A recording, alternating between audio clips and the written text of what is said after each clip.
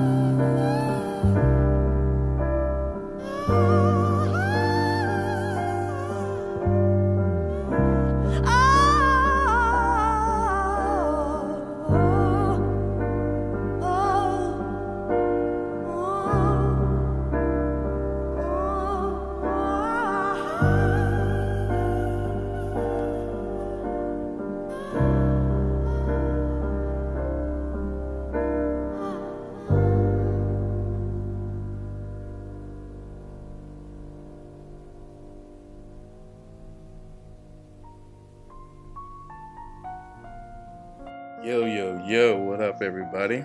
Go Deep, episode 41. Chilling in this beautiful day in Charleston right now. Got a wonderful episode today. Interviewed my homie Paul Smarmy again. That dude always fucking go deep. Pause. Gotta pause that shit. which will be a perfect time for me to bring in some music. Go Deep, episode 41. Be right back.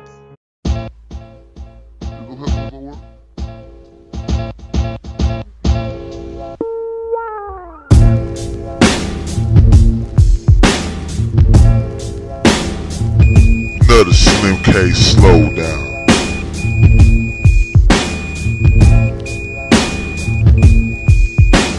Who the fuck is this?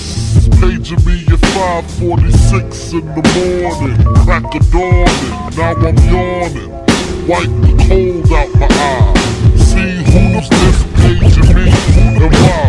Who the fuck is this? Paging me at 5. Who the fuck is this? Paging me at 5. Who the fuck is this? Paging me at 5:46 in the morning. Crack of dawning, now I'm yawning. Wipe the cold out my eye. See who's this paging me and why? It's my nigga Pop from the barber shop. Told me he was in the gambling spot and heard the intricate. Niggas wanna stick me like fly paper, neighbor. Slow down, love, please chill, drop the paper. Remember them niggas from the hill up in Brownville that you rolled dice with? Smoke blunts and got nice with? Yeah, my nigga Fame up in Prospect. Nah, them my niggas, nah, love wouldn't disrespect. I didn't say them, they schooled me to some niggas that you knew from back when you was clocking minor figures. Now they heard you blowing up like nitro. When they wanna stick the knife through your windpipe slow. So, thank Fame for warning me, cause now I'm warning you. I got the Mac, nigga, tell me what you gonna do. Damn. Niggas wanna stick me for my paper, damn. Niggas wanna stick me for my paper, damn. Niggas wanna stick me for my paper, damn. Niggas wanna stick me for my paper. They heard about the Rolexes and the Lexus with the Texas license plates out of state. They heard about the pounds you got down in Georgetown, and they heard they got half of Virginia, mama. They even heard about the you bought your mom up Florida, the fifth coroner. There's gonna be a lot of slow singing and flower bringing if my alarm starts ringing. What you think all the guns is for? All-purpose war, got the Rottweilers by the door, and I feed them gunpowder so they can devour the criminals, trying to drop my decimals. Damn. Niggas wanna stick me for my cream, and it ain't a dream. Things ain't always what it seems. It's the ones that smoke blunts with ya, see your picture. Now they wanna grab their guns and come and get you. It's the ones that smoke blunts with ya, see your picture. Now they wanna grab their guns and come and get you. It's the ones that smoke blunts with ya, see your picture. Now they wanna grab their guns and come and get you. Bet your Biggie won't slip. I got the calico with the black talons loaded in the clip, so I could rip through the ligaments, put the fuckers in the bad predicament. Where all the foul niggas went. Touch my cheddar, feel my Beretta. Fuck when I'ma hit you with your mother better duck. I bring pain, blood stains on what remains of his jacket. He had a gun, he should've packed it, cocked it. Extra clips in my pocket, so I can reload and explode a rise hole. I fuck around and get hardcore. Store to your door, no beef, no more, nigga. Feel the rough, scandalous. The more weed smoke I puff, the more dangerous. I don't give a fuck about you or your weak crew. What you gonna do when Big Papa come for you? I'm not gunning, nigga, I bust my gun in. Hold on, I hear somebody coming. The Commission, Uncle Paulie, P. Diddy, Caesar Leo, De Janeiro, Charlie Baltimore, Iceberg Slim, the Most Shadies, Frankie Baby. We here. Do you know what beef is? Do you know what beef is? Ask yourself. Do you Another Slim K slow down. Check out this bizarre rapper style used by me. The B.I.G. I put my key, you put your key in. Money will be seeing, we'll reach the fucking ceiling. Check. My cold been caught. This rap Alfred Hitchcock drop top notch. Player hating gon' stop. This instant, rappers too persistent. Quick to spit, he name on shit. Make my name taste like ass when you speak it. See me in the street, your jewelry to keep it. That be our little secret. See me, B that is, I that is, G-Way. Motherfucker still in my bed. The Commission, Uncle Paulie, P. Diddy, Caesar Leo, De Janeiro, Charlie Baltimore, Iceberg Slim, the most shady, Frankie Baby. We here. Do you know what beef is? Do you know what beef is? Ask yourself. Do you know what beef is? Another Slim K slow down. Check out this bizarre rapper style used by me. The B.I.G. I put my key, you put your key in. Money will be seeing, we'll reach the fucking ceiling. Check. My cold been caught. This rap Alfred Hitchcock drop top notch. Player hating gon' stop. This instant, rappers too persistent. Quick to spit, he name on shit. Make my name taste like ass when you speak it. See me in the street, your jewelry to keep it. That be our little secret. See me, B that is, I that is, G-Way. Motherfucker still in my bed. Right. I hope y'all like that. That's a little Biggie mix. I know everybody like Biggie, so gotta chop and screw him sometime. Bring him up in here. Go Deep episode 41. So today we talked to my homie Paul Smarmy, of course. We discussed a number of things. We discussed bloggers. We discussed space. We discussed fucking E equal MC squared. We discussed every fucking thing. We talked about, what the Spartans' position is going to be coming up. We talked about a lot of stuff, and we know, check this out, we know people might disagree with some of the stuff we say, and we're welcome to talk to anybody in a, peaceful and respectful fashion. That's how we get down. We might be fucking wild and we might be assholes, but we trying to step our game up. So, of course, me and Paul talked for a while, so let's get into that shit real quick. We saved the talking for your mama.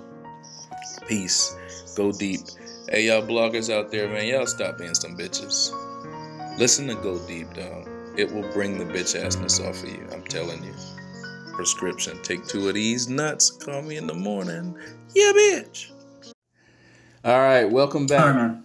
Go Deep, episode 41. I got my homie Smarmy Pants back on the line. What's going on, dude? Hey, what's going on there, YouTube versers? Go Deep. What you got going on, man? Oh, like I said, trying to stay off Twitter and working on building some websites. Hell yeah! Right now or at least one website. Hell yeah! Fan website. Hell yeah! That's all I've been up to at the moment. That's what's up. So we killed it on that roundtable podcast, dog. I guess we did, man. That thing shot through the roof, and I guess we're gonna do a follow-up. Yeah. Hell yeah! So it looks like we may be ruffling a few people's feathers. I know that you're the perfect guy to talk to about that. What's going on? I'm okay with ruffling feathers. I'm used to being the bad guy. So. Yo, so I heard a few people.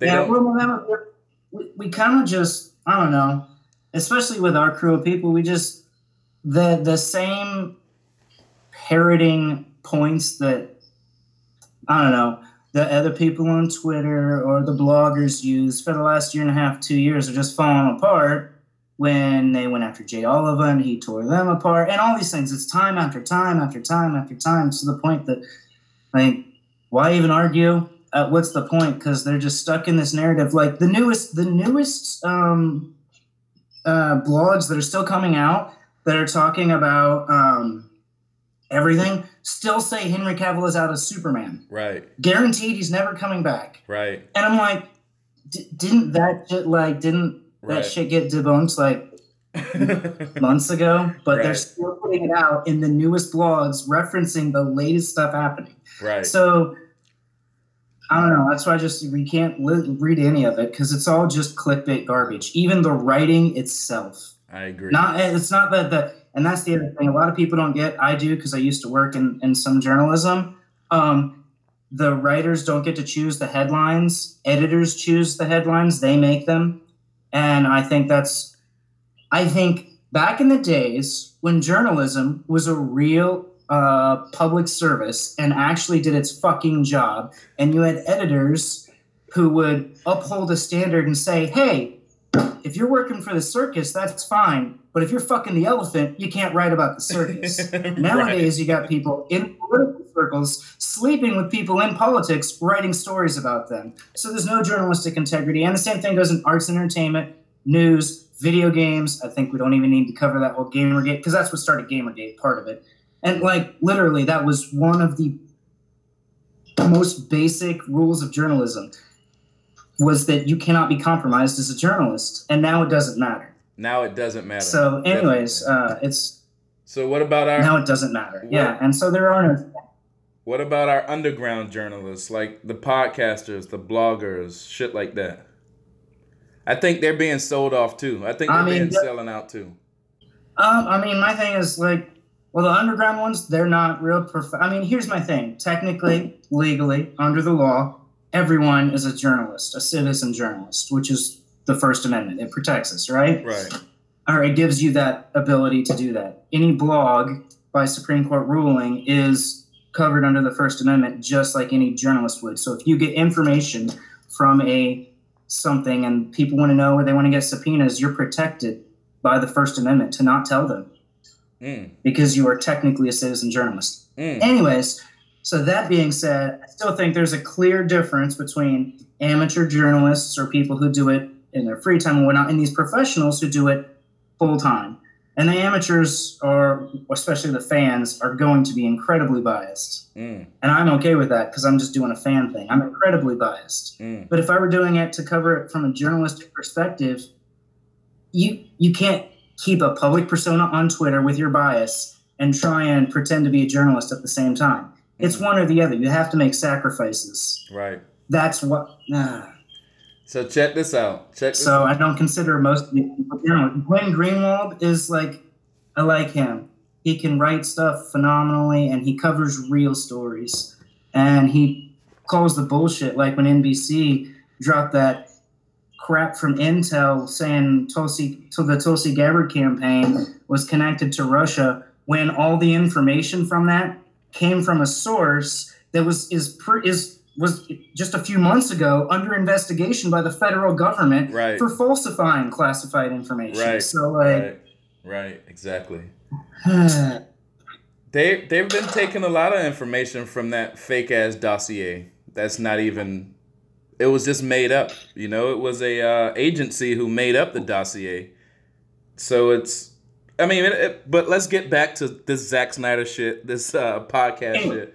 What? Say it. Yeah. All right. So let me ask you this. No, I said, let's get back to that. All right, let me ask you this. So we have a few people right now. One of my homeboys hit me up, Lantern2814, and a few people want to disagree with your stance or our stance on Ben Affleck. And here's how they bring it up. And I listened to Lantern's video. That's my homie, so we ain't going to kill him. But one thing he said was, and I can disagree with this. One thing he said was, the Cyborg quote. He said he didn't talk to Ben Affleck, so he's just coming winging something out of the air. But no, that's not true because they already know the movie. They already know the script. They already know the story. So he doesn't have to talk to Ben Affleck yesterday to know that Ben Affleck is still involved, you know? They don't have to keep conversations to know that each other still has a movie coming out because they've read the script, you know? Right. Well, Ben is still attached to the movie in a great capacity. So, I mean, I don't think, when was it they brought him the script, Walter Hamada and Kevin Sujihari or Right. Toby Emmerich, whoever came over to his house and brought him the script and Right. pictures of it. Like, he's involved in the process. He's not uninvolved. He's definitely involved. He was the one that tweeted about it, not Matt Reeves. Right.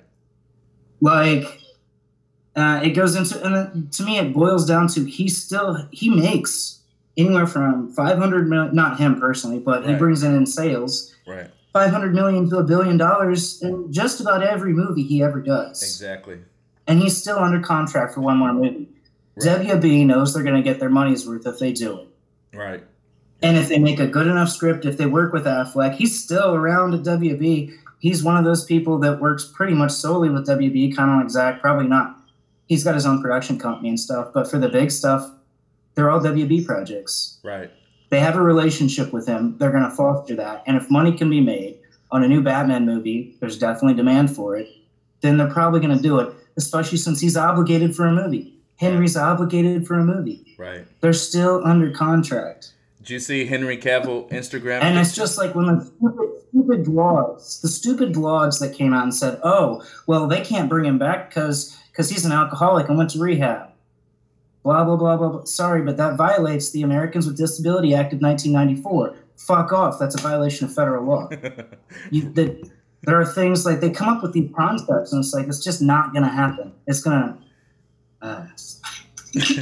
Grr. Now, I'm not saying it will happen, but you can't decide. Like, that's the thing. You can't say Ben Affleck's not involved. Ben Affleck's not going to do... They're saying definitively he's not Batman. He's not going to... Prove it. Right. Show me your evidence that he's not going to. Right. Show me the one time Ben or WB said it. Right. You have zero evidence. Right. So until anything is said otherwise, a contract signed by WB and Ben Affleck is in effect. Right. That's all it boils down to. Right. You're exactly right. So, and it's going to depend upon these movies and where they go. And if the Batman goes in a direction Ben doesn't like and does a huge flop, he's going to bounce. Right. But if it does the way he's hoping and if he's involved in it heavily, which it sure looks like he is, then, you know, the sky's the limit. Right. It's negotiating time. Right. There's no leaks coming from WB right now anymore because they reconsolidated their communications into, I think, 2 or 3 different divisions, all under Pam Lindorf or Limdorf. I don't remember. But she's the person in charge of it now. So since then, the leaks have stopped. Perfect. But, like, they're still not talking, and I don't blame them. Why would they? They had leaks going, and it was probably from dozens and dozens of people. But, you know, those people are starting to get shit canned if they leak now. Right. What do you I guess what happens, but my thing is, like, these people who come in so confident and so definitive saying, Ben is not Batman, Ben Affleck will not. Well, the contract says otherwise, and that's what I'm going to go with until then. Right. What do you feel about that post that Alexander tagged us in this morning, the DC Film Hubs, that says something like DCEU is dead or something like that? I don't know. Yeah. I don't really pay attention to those anymore because they're jumping on that DC is dead bandwagon, and I'm like, that's great. But right now, I'll be honest with you, all these bloggers that know everything know nothing because WB doesn't even know right now. Right. That's the way it goes. Until things start clicking, WB doesn't know. And if they throw the Snyder Cut out there and they get the receptions that they want, especially in ticket sales, that's what's going to determine the future. Right. WB doesn't know the future. They probably have 5 different plans right now. Right. But one of them is not definitively to kill everything. Right.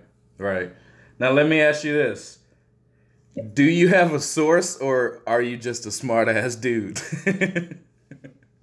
I'm just a smart-ass dude. I have no sources, dude. I have a couple sources over at, like, the Marvel, Disney, Hulu thing. Right. But I don't exploit them because they're, like, homies I grew up with. So we just talk about like our families and shit, and occasionally I learn a thing or two. Yeah, I told my homie But that. I don't really care about Marvel, so it doesn't really affect anything. Right. Yo, tell me something about that Nova guy on Twitter, because I've been liking his tweets lately, man. He seemed to be spitting some hard shit. All right. Yeah, so if I have a source, it's him, and he's a public source. But, like, I followed Nova, frankly, for, like, a year on Twitter. And, like, so the shit that Kevin Smith came out with, he was talking about that on Twitter, like, months before that. Right. And I've seen that happen multiple times. Like, every time he talks, he'll tell you lots of stuff. And then, like, 6 months later, it'll get confirmed by some other big news source. And I'm like, well, I already knew that. How'd I know that? Oh, yeah. This random dude. Right.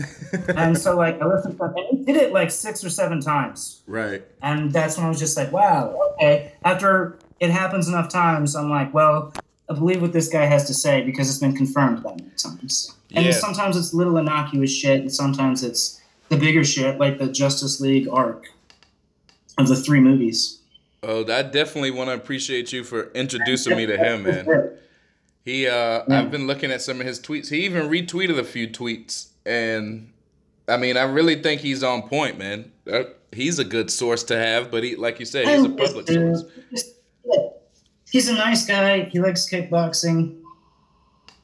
Oh no! And then he just says some stuff, and then I was like questioning it again. Like I think most skeptical people should, but time and again, he's had all this shit that he said confirmed, so I believe him. Everybody else should make their own opinion, but just follow him and see. Yeah. What you think about Ramesh's picture dissing Rotten Tomatoes? Oh man, RT. These guys are douchebags. I just blocked RT. I don't even want to. I love Ramesh, dude, and I love that picture. Rotten to the core, bro. Yeah, that was great. That was great. Yo, Ramesh he's amazing, dog. I can't say enough about how much I like him. He talks to me every now and then, and like I said, he upgraded my logo, but his pictures are fucking out of this world, dog. Yeah, they are. He is phenomenal. He's so good. Like, yeah. He needs to get out there and get some Snyderverse stuff moving. I agree. So tell me what else on your mind. I know you got some shit to say. Maybe I'm not touching it. Just spit it. All right. Oh, well, this is one I love because actually I just found out this recently that China is actually trying to grow cotton on the far side of the moon. And they've been conducting all these experiments to grow food and shit in a self-contained ecosystem on the far side of the moon. What? And I actually tweeted at NASA. Yeah, for real. And I tweeted at NASA. I was like, what are we doing? What? And I think Nova actually replied to that one. But because I love NASA. And this is something that I hate when people talk about these budgets, right? You know how much money NASA gets off of every one tax dollar? How much? They get a half a penny. Damn. A half a penny. So who pays their bills? Every tax dollar collected. Who pays their bills? Just, out of every... Yeah, but that's it. That's their entire budget. They get 1/2 of a penny off of every tax dollar collected. Damn. At the end of the year. On average. What do you think about the private corporations like SpaceX? I don't think they'll be able to do anything like what NASA or a governmental space company or space organization will do. They don't have the no private company can best a government, can go head to head with a government. Like, government has so much more resources. Right. But, well, the reason I love to bring up NASA is, one, I love NASA. And, like, if we really wanted to fix the economy with tax dollars, we should just shift money into NASA. Because for every $1 that you put into NASA, it puts $10 into the U.S. economy. How?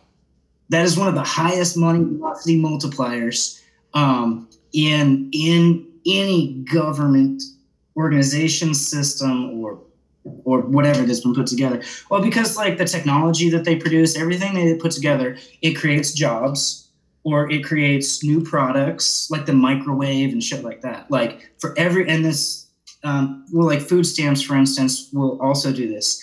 People that don't have money to get food stamps, they'll buy that and it will turn into more money actually in the economy. So for every $1 in food stamps that we spend, we get $1.84 back. Damn. Into the economy. So for $1 you put in NASA, you get $10 into the economy. And there's no other government system in the world that does that right as phenomenally well as NASA. So if you pump more money into NASA, then all these tertiary and secondary and so on and so forth business models will grow around that, and it will help create a larger economy, more jobs, more money. Damn. So you're a space head. You like space. Yeah. I love space, man. I love Star Talk. Podcasts, Star Talk Radio, and yeah, E equals MC squared. If people don't get that, it's so cool. Like the first time I didn't understand it fully until I was like in my mid-20s when someone finally explained it to me properly, and it blew my mind. And like that's the way the universe operates. And here on Earth, we're the exception to the rule because we have an atmosphere. Because energy equals mass times the speed of light squared. What that means. So the speed of light times the speed of light. So in 7 minutes, it takes the sun's light to get to Earth, about 7 minutes. Mm. And that's raw energy. So what that means is... You got to rewind. Oh, you got to rewind. You just went black for like 30 seconds. Rewind. Oh, man. All right, I'll rewind. I think NASA just shut you off. All right. E equals MC squared. Energy equals mass times the speed of light squared. What that means is basically the only thing that is fast enough, basically, so the way a black hole works, the sun gets really old, it either implodes, explodes, and then the mass, the gravity that's there is left with a giant black hole. It's just a dense gravity hole that pulls everything in, including light. Light cannot escape the power of gravity. The only thing that can escape gravity is energy. And so what happens out in space, because they don't have an atmosphere, all these planetary bodies, and I don't mean just like, Earth or Mars or whatever, but like rocks and asteroids and all this other shit, they're floating around in space. What can happen, though, is when they get pulled by this, in order for them to escape, things will pop literally and disappear and turn into raw energy and shoot across the cosmos and then pop, reappear as a piece of mass again. That's what E equals MC squared means. That's the only way you can escape a black hole. And that happens all the time in outer space. That's fucking phenomenally crazy. So wasn't Zack getting into some of those type of physics with these movies? Oh, God, yeah, absolutely. I'm sure he was. He had, like, the blue light spectrum and the red light spectrum, which I'm sure was, like, I don't know if the red light was just dark side or if it had the speed force was the blue side. Maybe the speed force was created by Dr. Manhattan. Who knows if we're going that way. But, like, absolutely, because, like, that's kind of what Barry does. Right. He turns into raw energy, the speed force, and then goes somewhere else, and then he comes back into a piece of mass again. Right. And it's so tight. Like, that's the concept behind the Flash, I'm sure.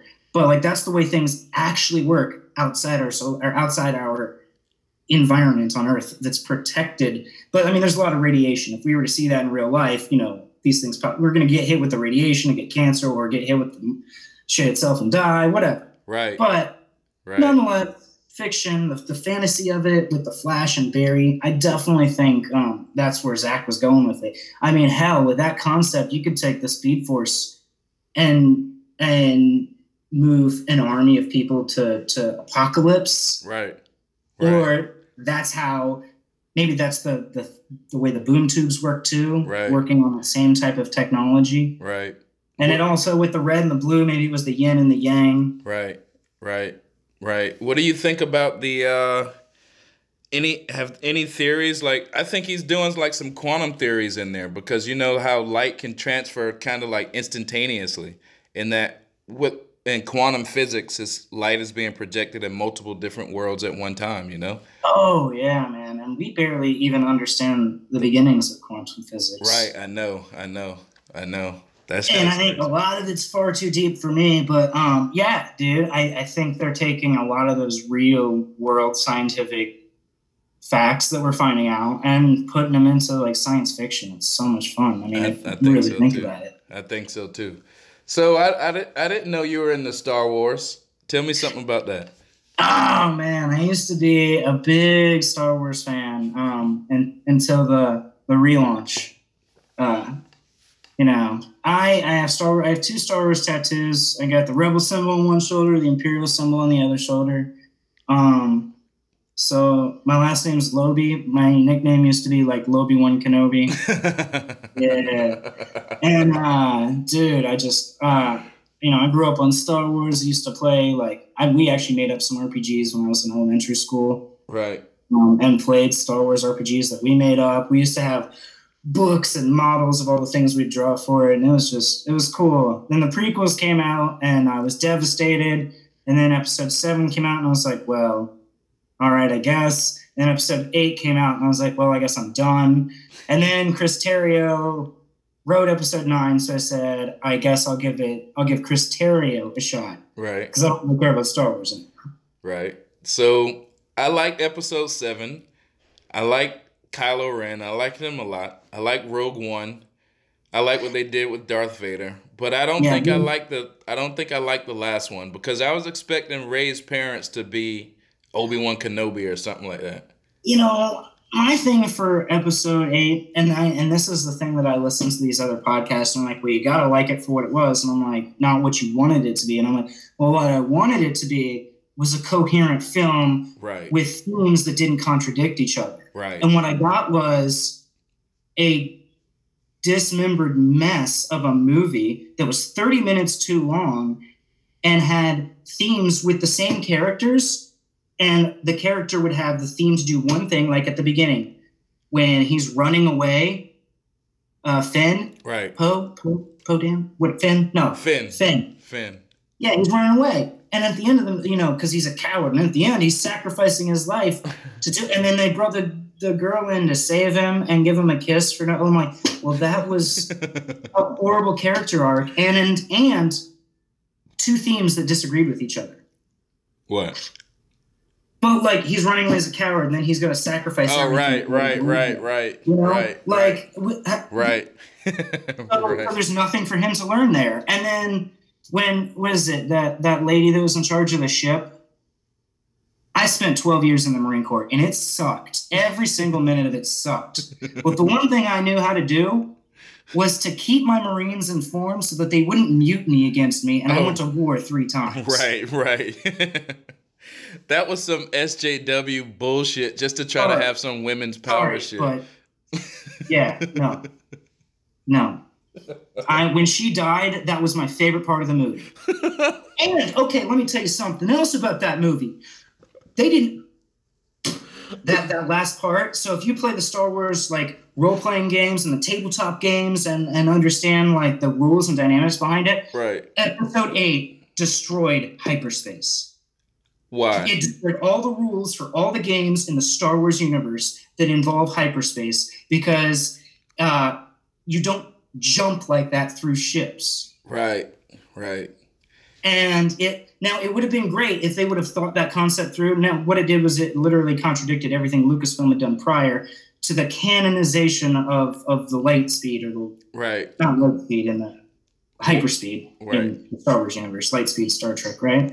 But yeah, it contradicted all the canon, and it was just a discombobulated mess, and it was nothing but an SJW hi-fi ass slap fest. It was so stupid. Yeah, it made no sense, and there was no cathartic moment throughout the entire movie. It just left you underwhelmed. Right. And the biggest thing for me were the themes. How could you have themes that weren't congruent with each other from the beginning to the end? Right. It was a horribly written script. The dialogue was crazy. It wasn't well done. And I won't watch another Rian Johnson movie again. I can't. It was bad. It was so bad. And I mean that as a writer, dude. It made me angry. I thought J.J. Abrams was coming back. He is. He's doing Episode 9. Right. And here's the thing. J.J. Abrams, Disney did a big fuck you to J.J. Abrams after Episode 7. Right. Because he wrote 3 different scripts for Episode 8, or 3 different plot lines, or whatever. And Disney gave Rian Johnson complete creative control. Complete creative control. And they gave him his own trilogy because he was easy to work with. which is studio talk for he Joss Whedoned, he Josticed up Star Wars. Air quotes, right? Yo, Yeah. I love that you say that because episode 8. Right. I love that you say that because I was gonna bring that up. Our problems on both sides with Justice League and on Star Wars, Disney's behind both of them, if you think about it. Well, and Canto Bight, that whole 30-minute sequence where they go out there, which was completely irrelevant to the plot and the film, and was probably added by executive decision because it was not in the theme of anything else, and added 30 extra minutes to the movie for absolutely no reason. Right. It was so dumb. And I know that was a Disney exec call. And Rian Johnson was just like, that sounds great. I'm going to get a trilogy. Right. Like, dude, he's not great. I have no respect for that whatsoever. So tell me this. Is Ray's... Then, wait. Well, J.J. Abrams got pissed. Okay. So he came back to do episode 9. And when he renegotiated, he gets a new Star Wars line all of his own. Because they know they fucked up big time and they screwed him over. What direction will it go? All over episode 7 by episode 8. Right.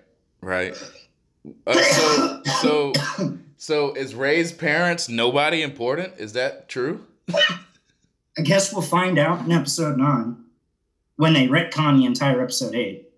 I don't know if they'll do that, but I'm just not hopeful. The only reason I have faith that episode 9 won't completely suck monkey nuts is because Chris Terrio is writing the script.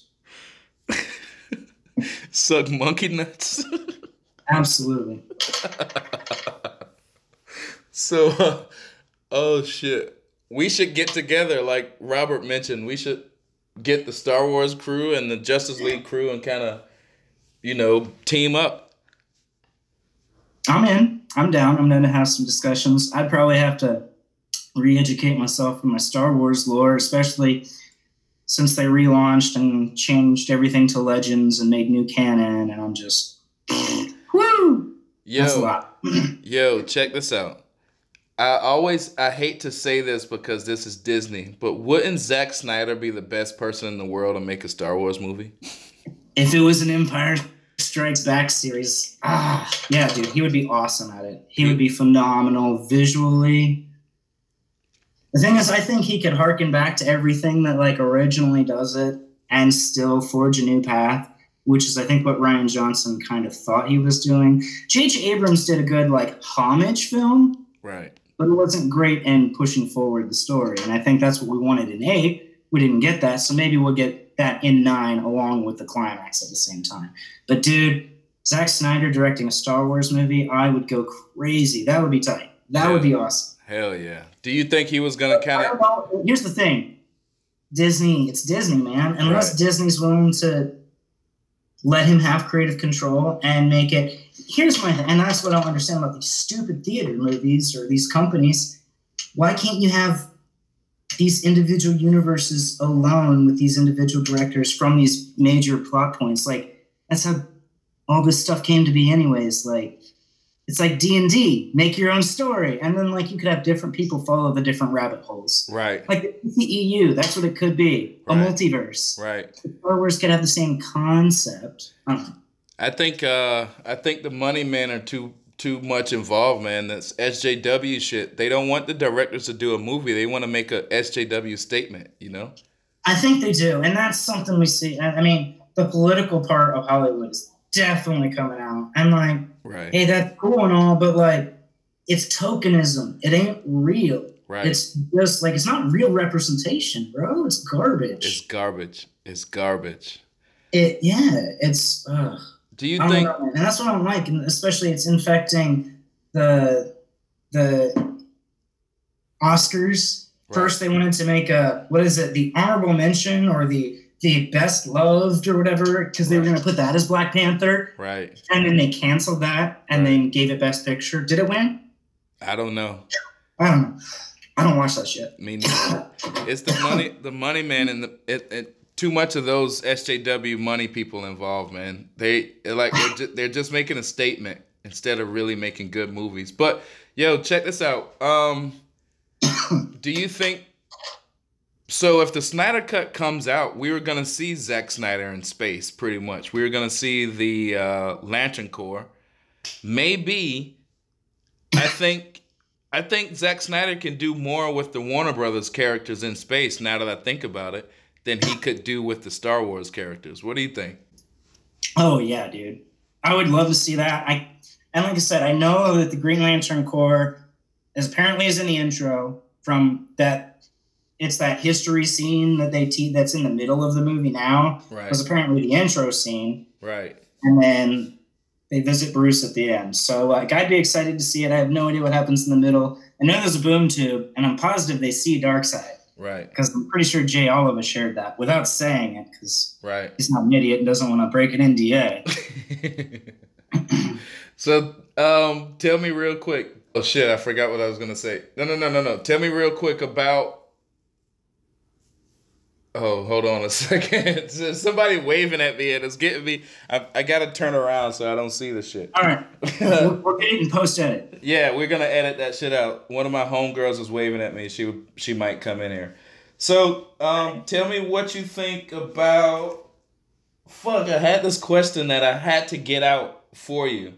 No. That's what I was gonna ask you. Why are they growing food on the dark side of the moon? I wanted to get back to that. What's the point in doing that? I think the first purpose is like they just wanted to see what the weather conditions were, but it was like 120 degrees in the day and like negative 148 during the night cycle, which is 2 weeks, which is really harsh.